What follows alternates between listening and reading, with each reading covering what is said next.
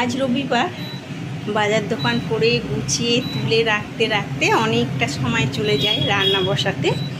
আজকে শেষের দিকে ভাত বসিয়েছি।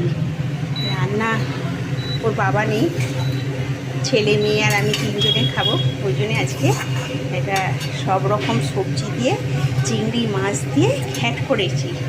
মানে ওর বাবা রাতে আসবে, বললো আমার একটুখানি তরকারি রেখে দেবে, এসে খাবে। ঘ্যাট করেছি আর পমফ্রেট মাছ কিনেছিলাম, সর্ষে পোস্ত টক দই দিয়ে ঝাল করেছি। আর দুটো ইলিশ মাছের লেজা পড়েছিল ফ্রিজে, সেই লেজাগুলো দিয়ে দিয়েছি।